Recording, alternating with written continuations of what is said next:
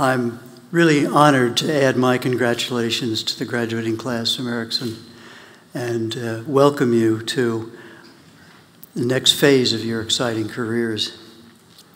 I have no doubts that you're going to have a deeply satisfying activities ahead of you that will bring benefits to children and their families. For my words, I'd like to direct our attention to some developmental features that we often take for granted. I think of them as our endowments in development. And by endowments, I refer to the gifts for positive adaptation given to us by our evolutionary biology, ones that we've learned are present in infancy and continue throughout life, and ones that we depend upon in our educational and clinical health work. Can we make better use of them in our evaluations and our interventions? And if so, in what ways? Well, these are questions I pose now, leaving the answers for your reflection and later discussion. I advance two areas now to think about.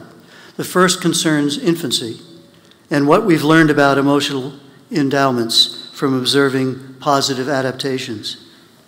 When I began my research career well over 50 years ago with colleagues, we were just beginning to appreciate the extent to which emotions present in infancy were active, ongoing, and adaptive processes as opposed to reactive, intermittent, and disruptive states, as many of the theories then portrayed.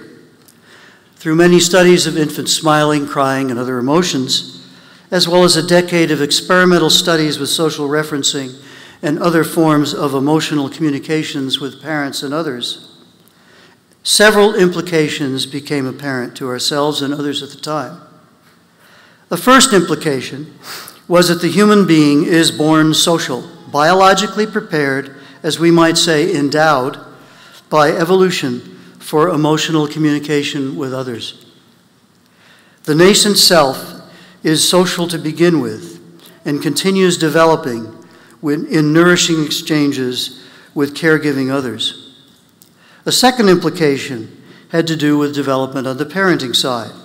Parents are biologically prepared, or we might say endowed, for emotionally communicating and sharing pleasure with their infants, as was shown by extensive research on intuitive parenting behaviors and baby talk.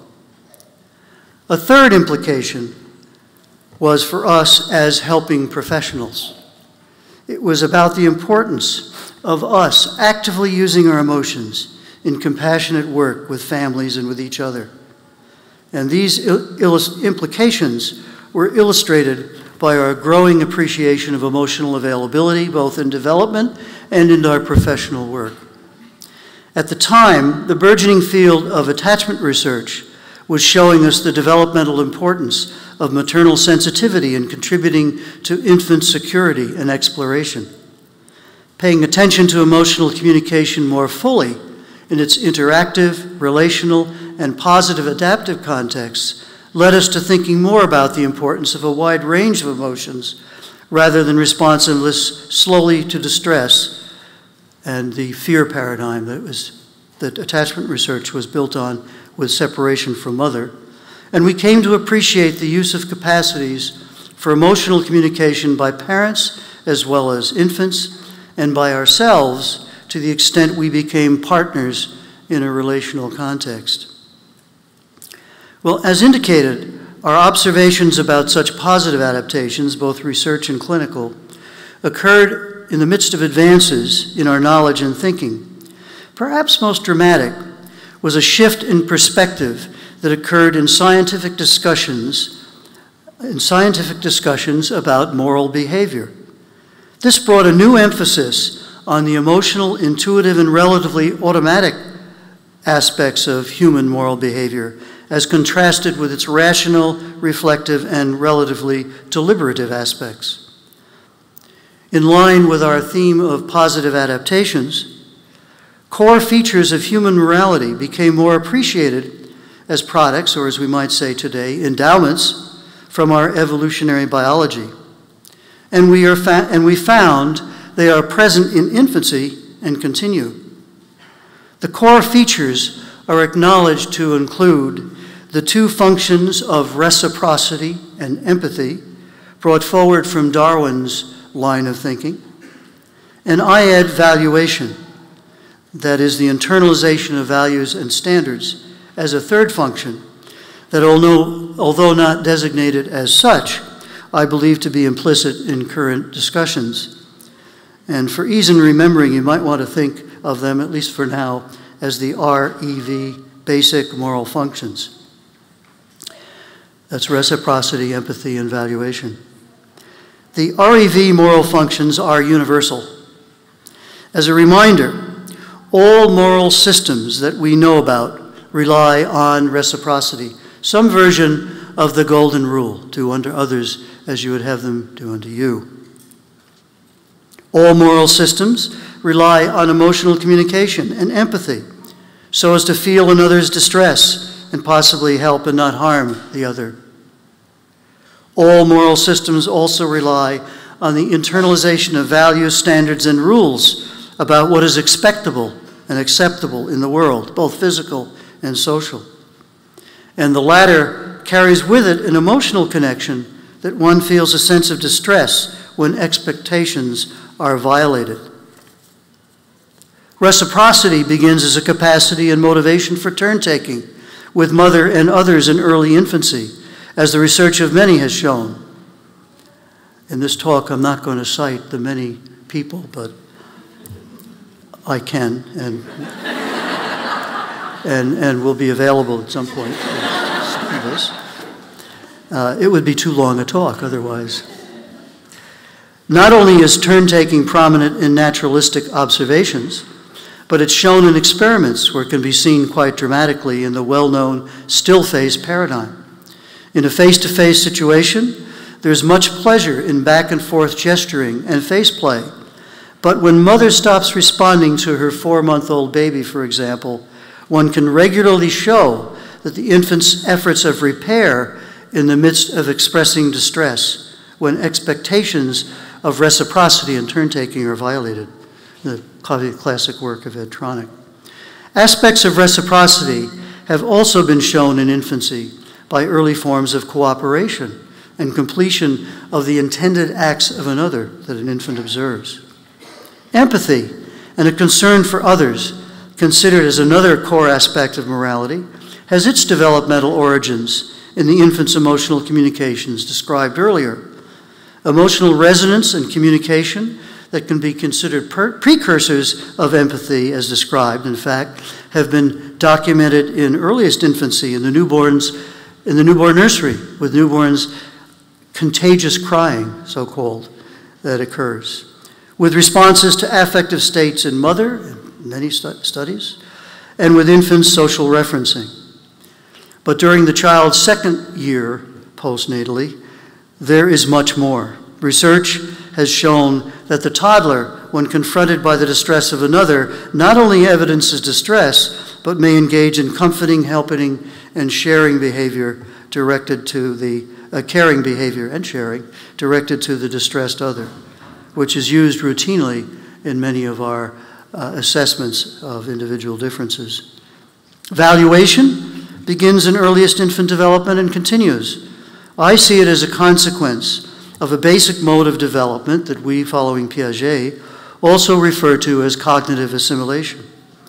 The infant seeks out the new in order to make it familiar, seeking new experience, and as we might say, wanting to get it right about the world. Some have referred to this as a tendency or a motive for mastery, and Piaget himself labeled this function as a basic fact of life. From the perspective of moral development and what I'm referring to as valuation, expectations are internalized about rules and the way the world is. Jerome Kagan showed many years ago and documented that during a child's second year, the toddler, when confronted with a broken toy, flawed doll, or a changed environmental circumstance, may evidence distress, indicating discomfort and the violation of standards. And the child's internalizations that I include as valuations come to involve more complexly over time social rules, expectations, and standards of conduct. Now, of course, all three of these early basic moral functions involve emotional connectedness with others and cannot exist or develop without the regulation provided by parental interactions, taking place repeatedly over time and in varied circumstances. And the interactions are typically positive, providing a sense of security and love, not negative. The REV functions as endowments continue to develop in ways that are shaped by repeated experiences as the preschooler grows to have narrative capacities with imagination and play, and as the child learns to negotiate meanings with parents, peers, and others. Further, it's important to note that as these moral functions continue throughout life, they are part of dynamic polarities in development. There are dark sides to our adaptive moral functions. You can think of them as vices for moral virtues, or you can think of them as dimensions of morality that can be mobilized in all of us.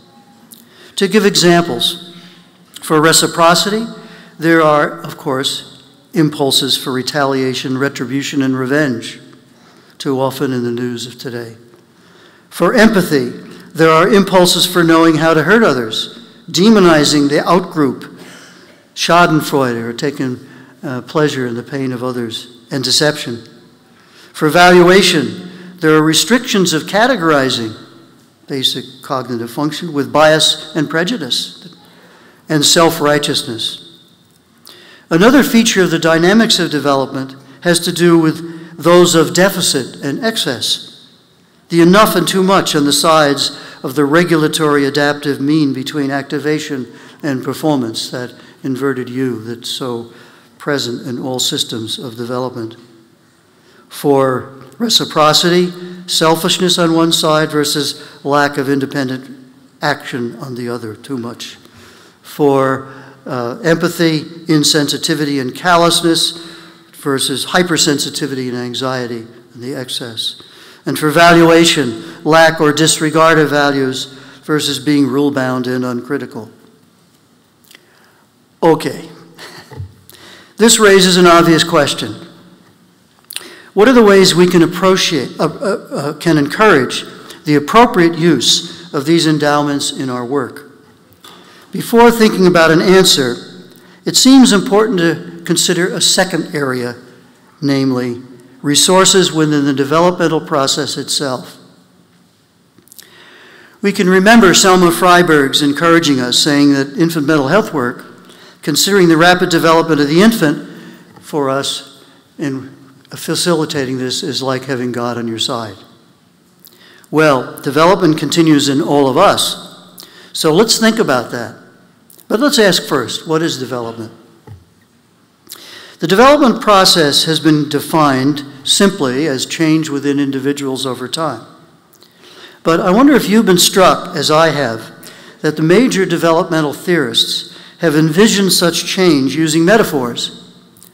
Lakoff and Johnson have shown us in their classic work that metaphors, whether visual or virtual, or verbal, or virtual, are vital for communication. And being based on everyday sensory motor experience can draw our attention to different concepts within a process. Thus, it's fascinating to review that in the developmental process of change over time, it has been variously imaged by our major theorists as developmental lines, drawing our attention to the concept of trajectories in development, most notably by Anna Freud, John Bowlby, for example, as developmental steps, drawing our attention to concepts of transitions and stages, Sigmund Freud, René Spitz, Erikson, Piaget, and here in the STEPS program, Healthy Steps, and as developmental exchanges, drawing our attention to the concept of transactions within a nurturing environment, notably Yuri Bronfenbrenner, Arnold Samaroff. But to continue with visual metaphors, development, we have to continue, we can go deeper with its definition. Development not only involves shapes, it has motions and dynamics. A further dynamic definition of development provides more understanding. Development involves increasingly organized complexity. To image it, perhaps like a dancer, its lines are forward-moving in their orientation, linking to the concepts of increasing organization. That is, development runs up, not down. Moreover, its steps are characterized by times of creativity, with new levels of organization, linking to concepts of emergence and new ways of going forward. Here we might say that development is characterized by times of new beginnings, multiple new beginnings. The dynamics of steps and links also, the dynamics of steps also links to concepts of regulation, not just in the present, with the adaptive regulatory dynamics I mentioned between the mean between enough and too much, but with regulatory adjustments at different biologic levels of increasing organization over time with changing set points. And like a dancer, its exchanges necessarily occur in dynamic settings, in dynamic fashion within settings of scene and circumstance. And here we can link to the concepts of epigenetics and the major current exciting frontiers of scientific knowledge in which it's being played out how genes only work with the environment, and knowledge about the ways of such dynamic exchange, both adaptive and adverse, from cell to society, as we like to say, are now being revealed in active and exciting discovery. And there's a third type of metaphor that could be imaged by a dancer's actions, that, considering your Erikson education, has undoubtedly occurred to many of you. Development not only has shapes and motions, it also has social circumstances, social connections. And in human development, as we indicated, human development is fundamentally social. Its psychobiology is relational, whether in forms that are intimate and dyadic, as in attachment theory, or in forms involving family, peers, community, or culture.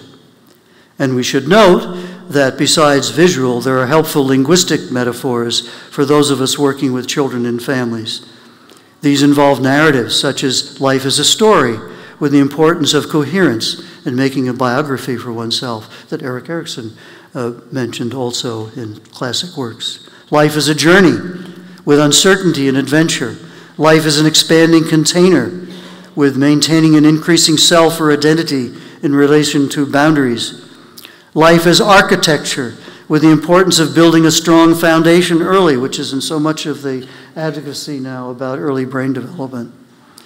And life as a drama, of course, with polarities and conflicts to be dealt with, you know, actors strutting and fretting their hours upon the stage. Well, now, in closing, I'd like to come to implications. We are all using our endowments in the developmental process. As active educators and health workers, you will be participating in development. You will be helping with trajectories, transitions, and transactions as you experience your own trajectories, transitions, and transactions with developing children and their families. You will be immersed in developmental progress that is future-oriented, working with children and parents in practicing new emerging skills and in learning by adapting for different happenings. You will be participating in new beginnings and guiding the use of increasing complexity in the midst of uncertainties. You will be helping children to make coherent and meaningful stories of their lives that include relevant goals, and helping families and communities to be supportive of positive development in the midst of deprivation, trauma, disruption, and uncertainties. And all that you do is relational. As we like to say, all useful interventions in early childhood involve the effects of relationships on relationships. My view, therefore, is that you will be making use of our endowments in development in two senses, a little more than two sentences, by drawing upon the resources in the developing process and by activating aspects of yourself that are in development. You will be experiencing and re-experiencing the core moral functions of reciprocity, empathy, and valuation in your relational work as the developmental process is activated in the child, parents, and yourself. You will be encountering your moral functions and adaptations amidst their polarities, dilemmas, and conflicts. So here are two wishes I have for you. The first is to find ways and continue valuing continuing education in order to keep up with the advancing science that can help while applying your critical thinking to it, because science is advancing more and more rapidly. The second wish is to value reflective supervision, as you've learned it at Erikson, and continue it in order to use endowments for positive adaptation. Know that to the extent you are engaged, what will be activated are your previous experiences or developmental lines, steps, and exchanges with others, including aspects that are conflicted and helpful, limiting as well as informative. I like the way another New York Times op-ed columnist, David Brooks, put it a couple of weeks ago in metaphorical terms. He wrote that we are all, in a sense, stumblers, scoffing through life a bit, off balance with respect to our moral bearings, and we can all benefit for an outstretched arm ready to receive and offer assistance. So remember that. On this last point, I would include an appeal to set up regular weekly or bi-weekly reflective supervision groups with your professional colleagues and peers, so that with confidentiality and trust, reflective supervision could become a routine for support and peer learning throughout your careers. And finally, I return to think about how satisfying it can be working in this field. It has been for me. Because those who you will work with in early child development are optimistic by nature. During my immersions in early Head Start interventions across many different cultures and settings, I'd sometimes hear the joyful comment, "We are doing God's work." So be it. Thank you.